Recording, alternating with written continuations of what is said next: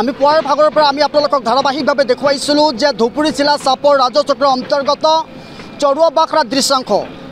হয় মই বৰ্তমান উপস্থিত আছোঁ সেই চৌৰাবাখৰ নিশ্চয় প্ৰত্যক্ষ কৰিছে ইয়াৰ দৃশ্যাংশ দেখিবলৈ পোৱা গৈছে কিয়নো পুৱাৰে ভাগৰ পৰা এনেধৰণৰ উচ্ছেদ অভিযান অব্যাহত আছে বা উচ্ছেদ চলাইছে বুলি জানিব পৰা গৈছে আৰু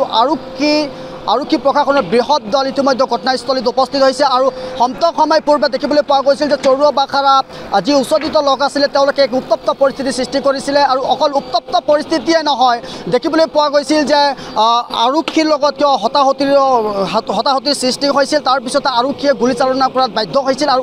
আৰক্ষীয়ে গুলীচালনা কৰিছিল তাৰপিছতে গুলীচালনা কৰাৰ পিছতে উত্তপ্ত পৰিস্থিতি নিয়ন্ত্ৰণ কৰিবলৈ আৰক্ষীয়ে সক্ষম হয় আমি প্ৰতিটো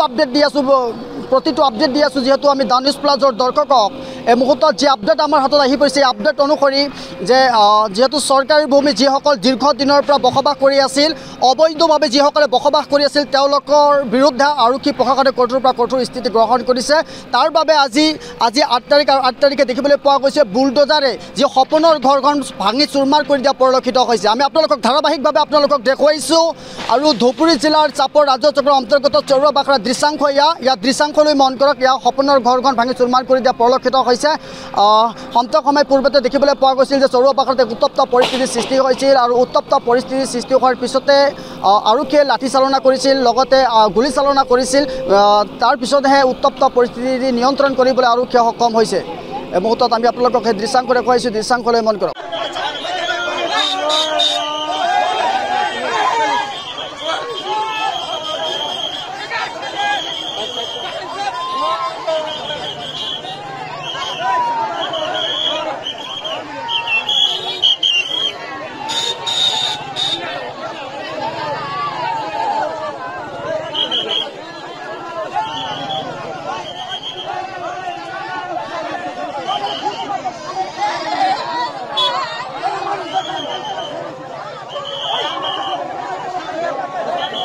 যিকোনো খবৰৰ বাবে যোগাযোগ কৰক 7099017330 লগতে 7099017110 নম্বৰত।